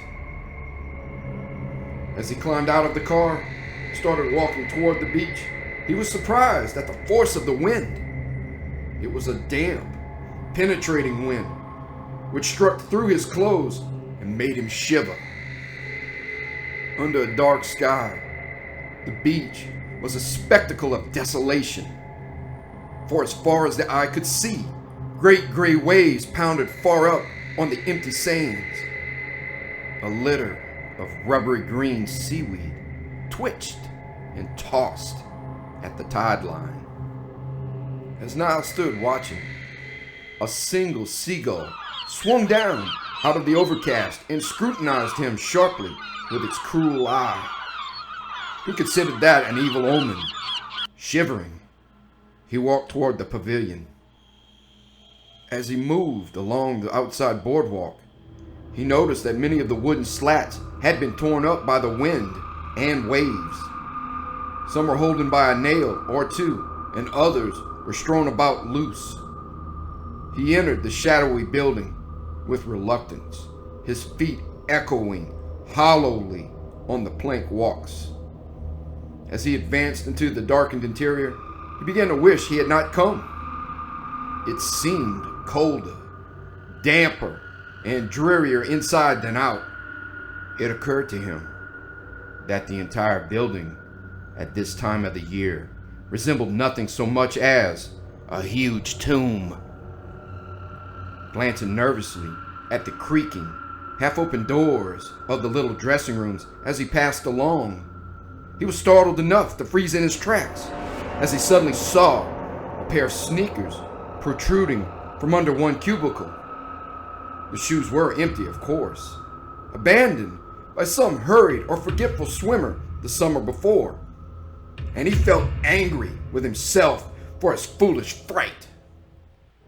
He went on, further and further, into the immense building, and soon he saw, with misgivings, that a number of the inside plank walks had collapsed. That probably meant that the wind-driven waves had very definitely gotten inside. Peering over the frail hand railing, he stared down at the sunken piles which supported the building. They appeared secure enough, but he noticed that the bed of sand was damp and riddled by puddles. Also, the sandy floor was no longer smooth and even. In some spots, the sand had been heaped up in little mounds. In others, it had been scooped out, leaving hollows. Definitely worried now, Niles hurried out of the building and returned to the car for his shovel, cursing himself for not having brought it in the first place. As he strode back along the beach, half running, spray from the big incoming waves slapped against his face. Swearing, he wiped his sleeve against his cheek. Back inside, he looked around to get his bearings. There were 5 parallel plank walls running the length of the pavilion. When he buried his old friend Kurt, he had been careful to note the exact location, just in case. Kurt was lying in the sand near the base of the 11th pile, running along the second plank walk from the left as one faced the rear of the building. Congratulating himself on his foresight in memorizing the specific location, he crossed to the second plank walk and hurried along until he reached the 11th pile. Then he swung under the hand railing and dropped to the damp sand below. It seemed colder than ever down under the boardwalks. It was so cold, he didn't mind the exertion of digging. He was probably being foolish, he told himself, since the sand at this particular spot didn't appear to have been greatly disturbed by the invading winter waves.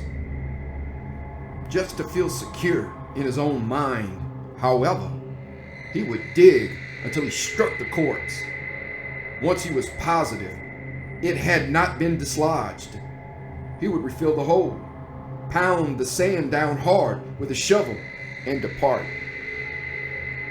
He dug energetically, and in no time at all was 2 feet down. The wet sand yielded easily under his shovel. Another foot or so, and the shovel should strike something which would offer more resistance. Confidently, he dug another foot.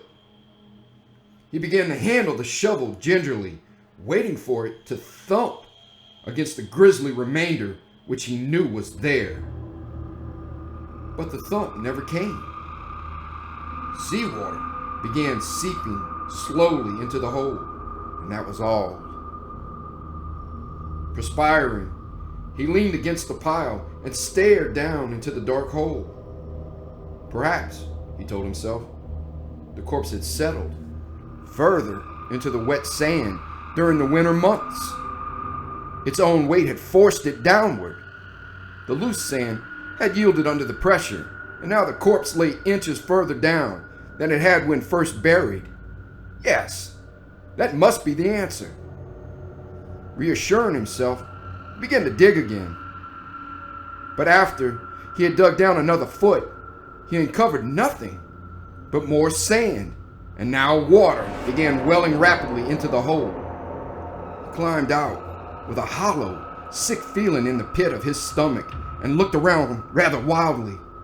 If the corpse wasn't where he had buried it, where was it? He could understand that the waves might have washed away some of the sand, but it hardly seemed likely that they could have completely disinterred the cadaver. Or could they? Taking a firm grip on the shovel, he began prowling about under the piles. In the gray light, he could see only a few yards ahead. He walked in a half crouch, peering to left and right. Once he whirled around with a pounding heart as he heard a noise somewhere behind him.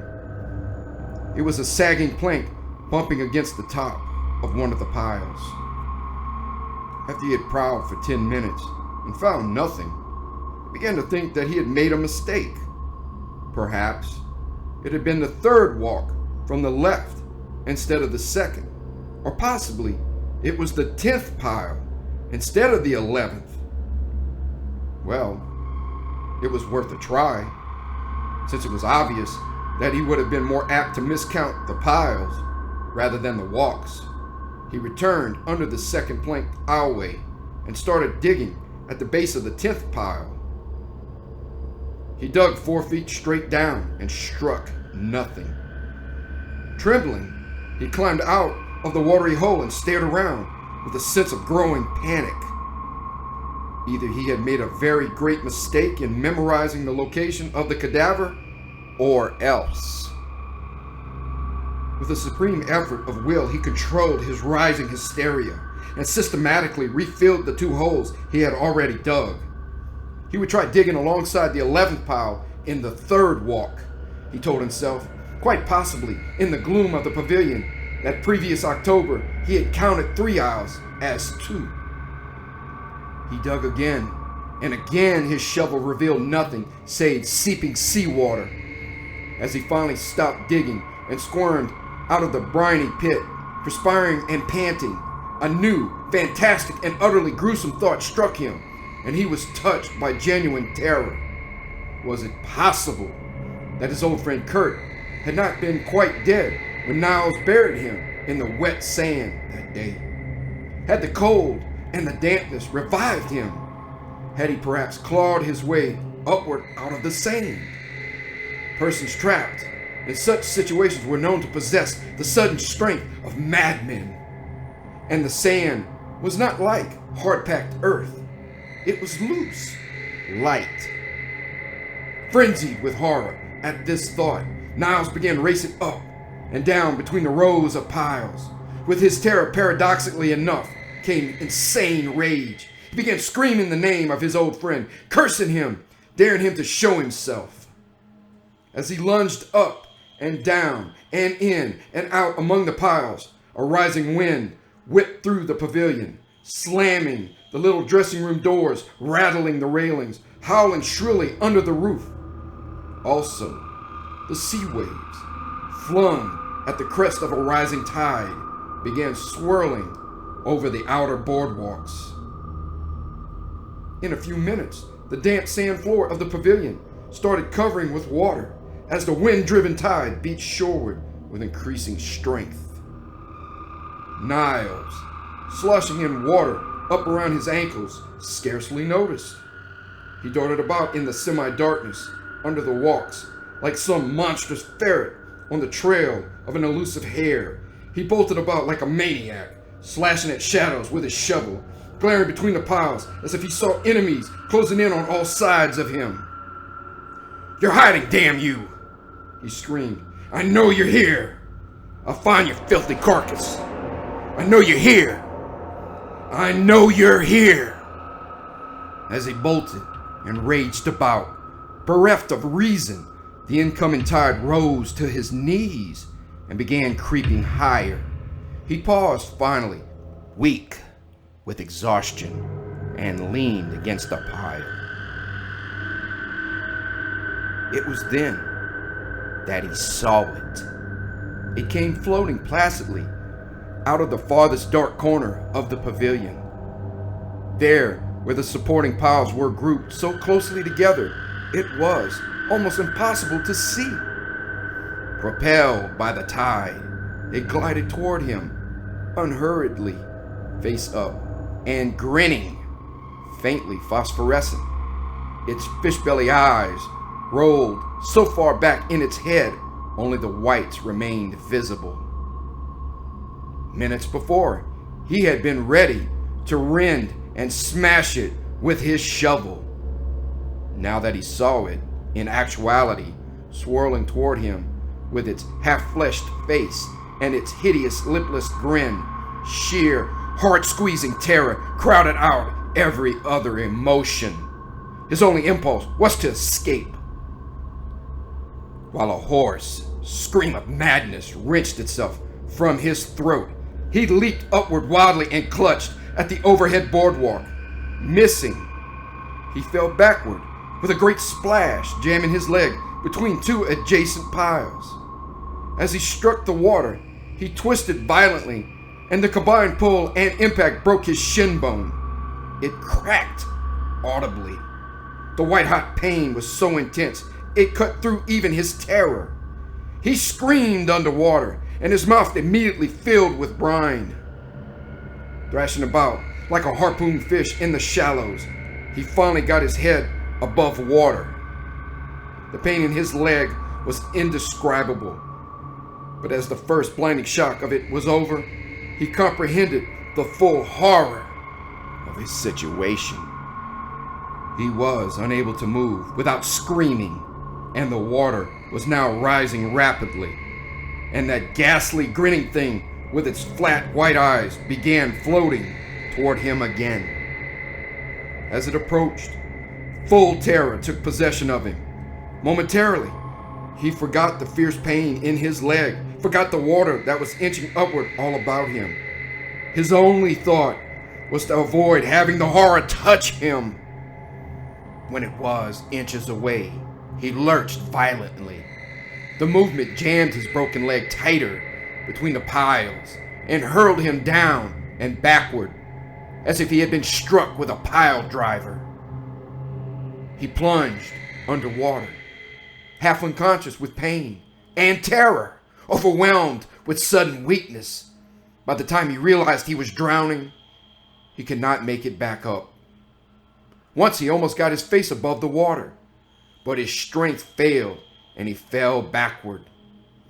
For a few seconds he twisted and turned under the water. At length, a tiny trail of bubbles swirled upward and disappeared. As the tide continued to rise, however, it accomplished what his fatal upward lunge had not been able to do. It lifted his fractured leg between the piles and gently floated him free. Even as it had floated free, the storm disinterred corpse of Kurt Resinger stuck between piles in the far corner. Darkness came on. The wind moaned. The tide rose even higher. Round and about among the piles, swirling and gliding, went two grotesque shapes. Two old friends, bobbing and nodding together at the bottom of the tomb black pavilion.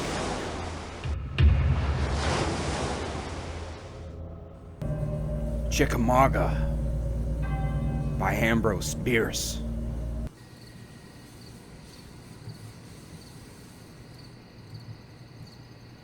One sunny autumn afternoon, a child strayed away from its rude home in a small field and entered a forest unobserved.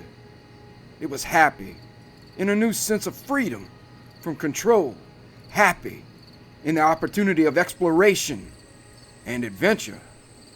For this child's spirit, embodies of its ancestors, had for thousands of years been trained to memorable feats of discovery and conquest, victories in battles whose critical moments were centuries, whose victors' camps were cities of hewn stone. From the cradle of its race, it had conquered its way through 2 continents, and passing a great sea, had penetrated a 3rd, there to be born to war and dominion as a heritage. The child was a boy aged about 6 years, the son of a poor planter. In his younger manhood, the father had been a soldier, had fought against naked savages, and followed the flag of his country into the capital of a civilized race to the far south. In the peaceful life of a planter, the warrior fire survived. Once kindled, it is never extinguished. The man loved military books and pictures, and the boy had understood enough to make himself a wooden sword, though even the eye of his father would hardly have known it for what it was. This weapon he now bore bravely, as became the son of an heroic race, and pausing now and again in the sunny space of the forest assumed, with some exaggeration, the postures of aggression and defense that he had been taught by the engraver's art. Made reckless by the ease with which he overcame invisible foes, attempting to stay his advance, he committed the common enough military error of pushing the pursuit to a dangerous extreme, until he found himself upon the margin of a wide but shallow brook, whose rapid waters barred his direct advance against the flying foe that had crossed with illogical ease. But the intrepid victor was not to be baffled. The spirit of the race, which had passed the great sea, burned unconquerable in that small breast and would not be denied. Finding a place where some boulders in the bed of the stream lay but a step or a leap apart. He made his way across and fell again upon the rear guard of his imaginary foe, putting all to the sword. Now that the battle had been won, prudence required that he withdraw to his base of operations. Alas, like many a mightier conqueror, and like one, the mightiest, he could not curb the lust for war, nor learn that tempted fate will leave the loftiest star.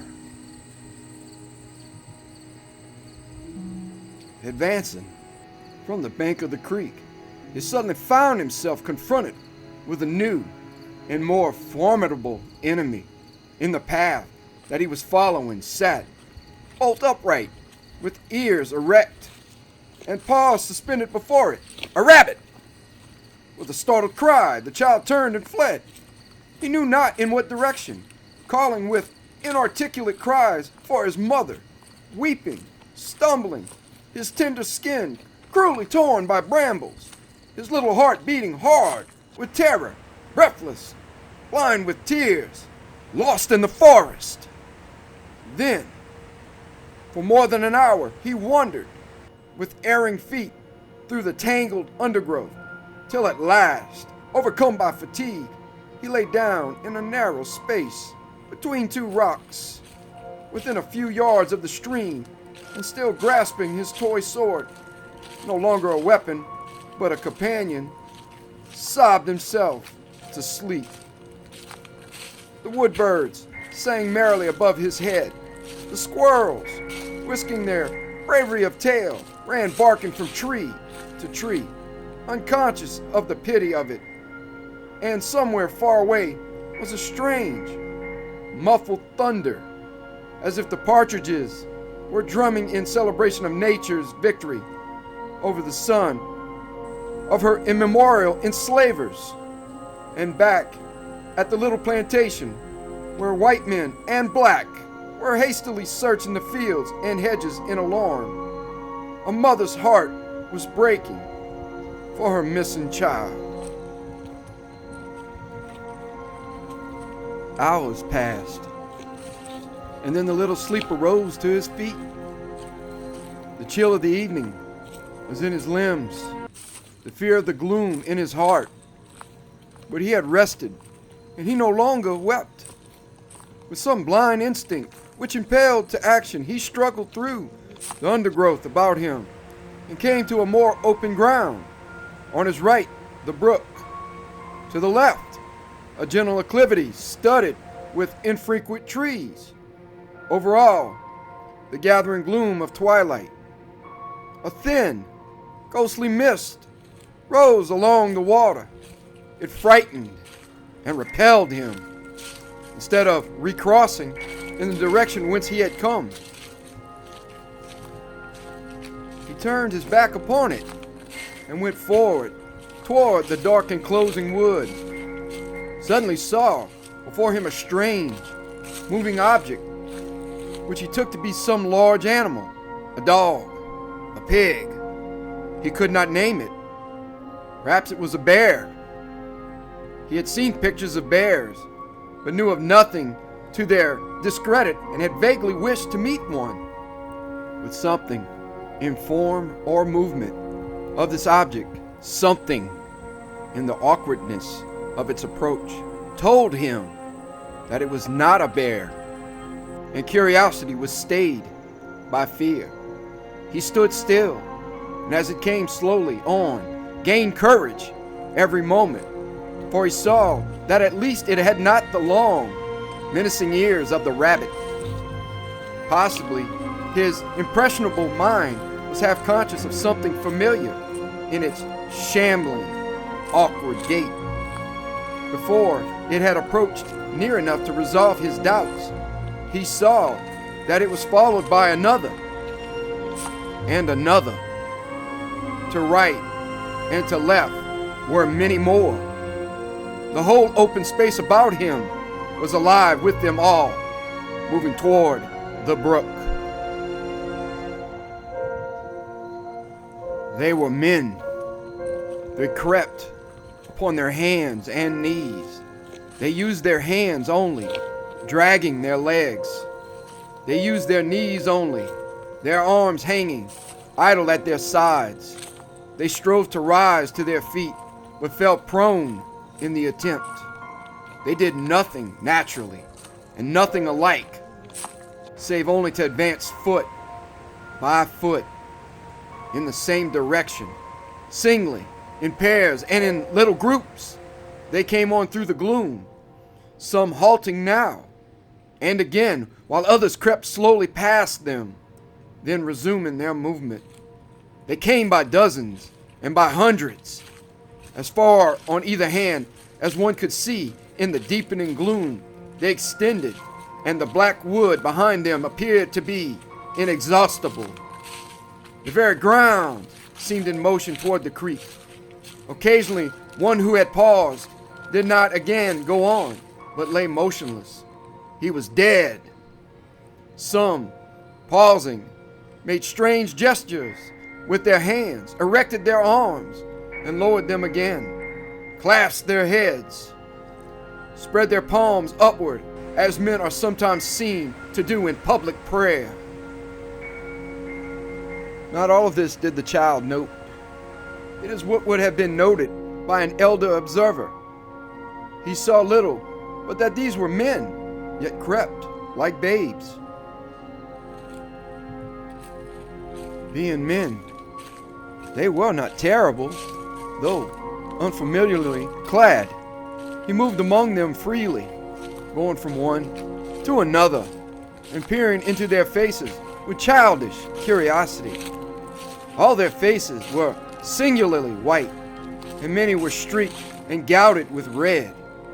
Something in this, something too, perhaps, in their grotesque attitudes and movements, reminded him of the painted clown whom he had seen last summer in the circus, and he laughed as he watched them.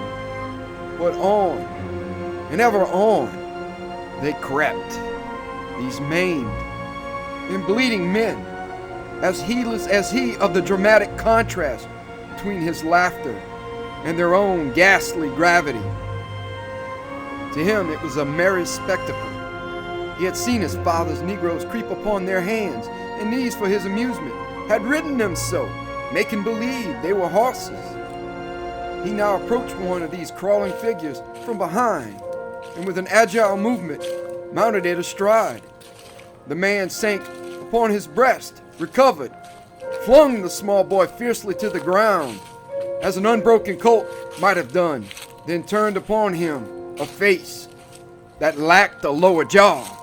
From the upper teeth to the throat was a great red gap fringed with hanging shreds of flesh and splinters of bone. The unnatural prominence of nose, the absence of chin, the fierce eyes gave this man the appearance of a great bird of prey, crimsoned in throat and breast by the blood of its quarry. The man rose to his knees, the child to his feet. The man shook his fist at the child. The child, terrified at last, ran to a tree nearby, got upon the farther side of it, and took a more serious view of the situation. And so, the clumsy multitude dragged itself slowly and painfully along in hideous pantomime, moved forward down the slope like a swarm of great black beetles, with never a sound of going, in silence profound, absolute. Instead of darkening, the haunted landscape began to brighten. Through the belt of trees beyond, the brook shone a strange red light, the trunks and branches of the trees making a black lacework against it. It struck the creeping figures and gave them monstrous shadows, which caricatured their movements on the lit grass. It fell upon their faces, touching their whiteness with a ruddy tinge, accentuating the stains with which so many of them were freaked and maculated. It sparkled on buttons, and bits of metal in their clothing. Instinctively, the child turned toward the growing splendor and moved down the slope with his horrible companions. In a few moments, had passed the foremost of the throng. Not much of a feat, considering his advantages. He placed himself in the lead, his wooden sword still in hand, and solemnly directed the march, conforming his pace to theirs, and occasionally turning as if to see that his forces did not straggle. Surely, such a leader never before had such a following. Scattered about upon the ground now, slowly narrowing by the encroachment of this awful march to water, were certain articles to which, in the leader's mind, were coupled no significant associations. An occasional blanket, tightly rolled lengthwise, doubled and the ends bound together with a string.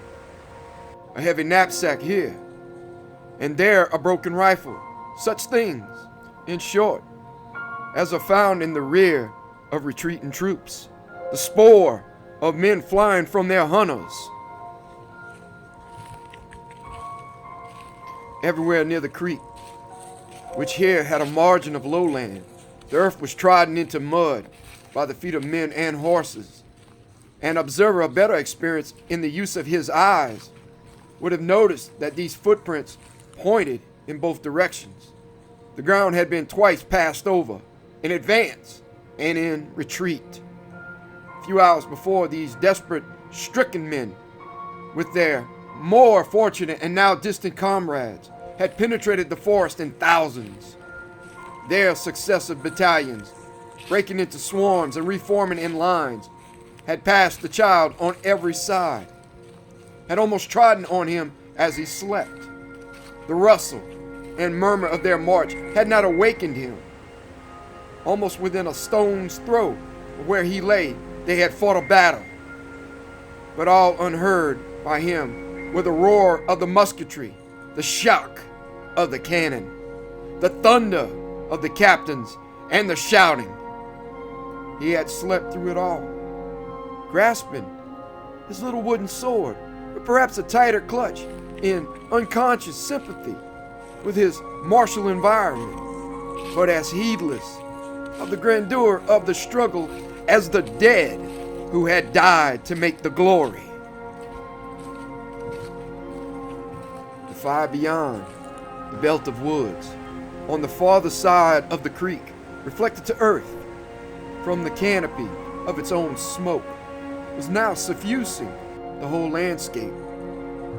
It transformed the sinuous line of mist to the vapor of gold. The water gleamed with dashes of red, and red, too, were many of the stones protruding above the surface. But that was blood. The less desperately wounded had stained them in crossing. On them, too, the child now crossed with eager steps. He was going to the fire. As he stood upon the farther bank, he turned about to look at the companions of his march. The advance was arriving at the creek. The stronger had already drawn themselves to the brink and plunged their faces into the flood. 3 or 4 who lay without motion appeared to have no heads. At this, the child's eyes expanded with wonder. Even his hospitable understanding could not accept a phenomenon implying such vitality as that. After slaking their thirst, these men had not the strength to back away from the water, nor to keep their heads above it. They were drowned. In rear of these, the open spaces of the forest showed the leader as many formless figures of his grim command as at first, but not nearly so many were in motion. He waved his cap for their encouragement and smilingly pointed with his weapon in the direction of the guiding light, a pillar of fire to this strange exodus. Confident of the fidelity of his forces, He now entered the belt of woods, passed through it easily in the red illumination, climbed a fence, ran across a field, turning now and again to coquette with his responsive shadow, and so approaching the blazing ruin of a dwelling. Desolation everywhere. In all the wide glare, not a living thing was visible. He cared nothing for that. The spectacle pleased, and he danced with glee in imitation of the wavering flames. He ran about, collecting fuel, but every object that he found was too heavy for him to cast in from the distance to which the heat limited his approach. In despair, he flung in his sword, a surrender to the superior forces of nature. His military career was at an end. Shifting his position, his eyes fell upon some outbuildings, which had an oddly familiar appearance, as if he had dreamed of them.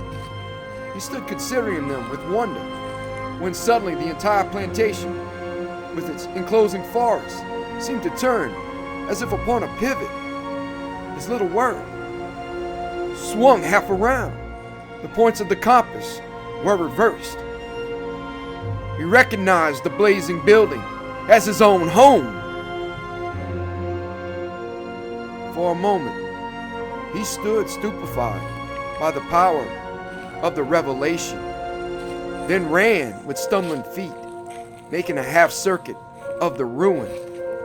There, conspicuous in the light of the conflagration, lay the dead body of a woman, the white face turned upward, the hands thrown out and clutched, full of grass, the clothing deranged, the long dark hair entangles and full of clotted blood. The greater part of the forehead was torn away, and from the jagged hole the brain protruded, overflowing the temple, a frothy mass of gray, crowned with clusters of crimson bubbles, the work of a shell. The child moved his little hands, making wild, uncertain gestures. He uttered a series of inarticulate and indescribable cries, something between the chattering of an ape and the gobbling of a turkey, a startling, soulless, unholy sound, the language of a devil. The child was a deaf mute. Then he stood, motionless, with quivering lips, looking down upon the wreck.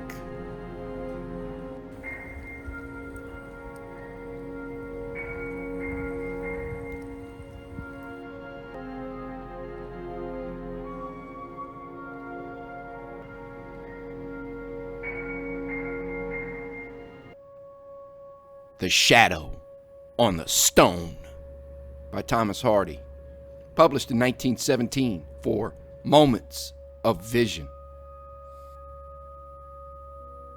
I went by the druid's stone that broods in the garden, white and lone, and I stopped and looked at the shifting shadows that at some moments fall thereon. From the tree hard by with a rhythmic swing, and they shaped in my imagining to the shade that a well-known head and shoulders threw there when she was gardening. I thought her behind my back, yea, her I long had learned to lack, and I said, I am sure you are standing behind me, though how do you get into this old track?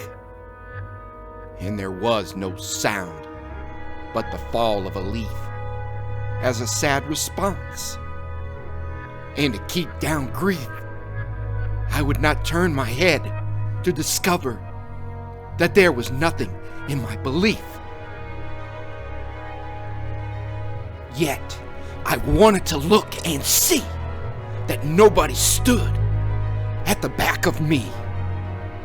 But I thought once more, nay, not on vision, a shape which, somehow, there may be.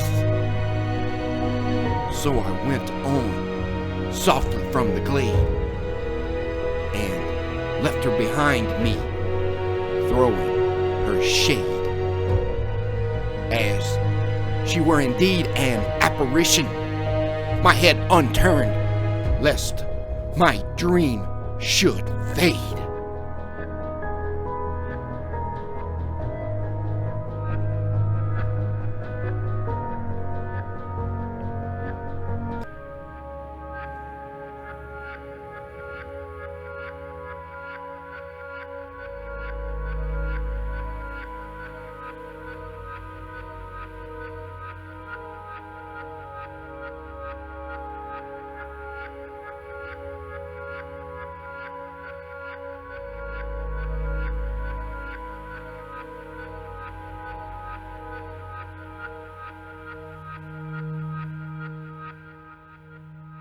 The Witch by Maryelizabethcoleridge, written in 1892 for the rare Fancies Followings by Vespertilio.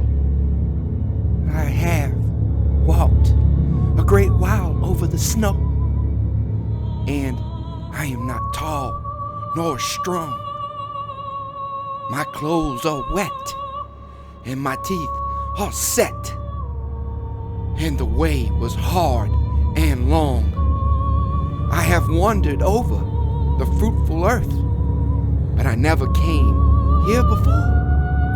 Oh, lift me over the threshold and let me in at the door. The cutting wind is a cruel foe. I dare not stand in the blast. My hands are stone, and my voice a groan, and the worst of death is past. I am but a little maiden still. My little white feet are sore. Oh, lift me over the threshold and let me in at the door.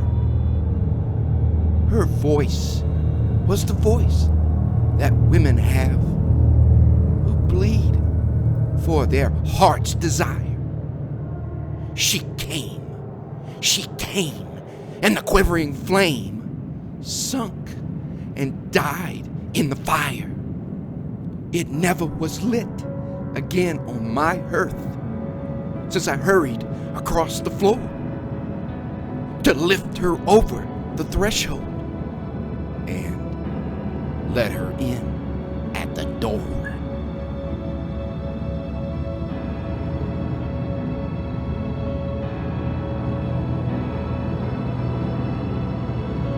Thank you for listening. Have a great night.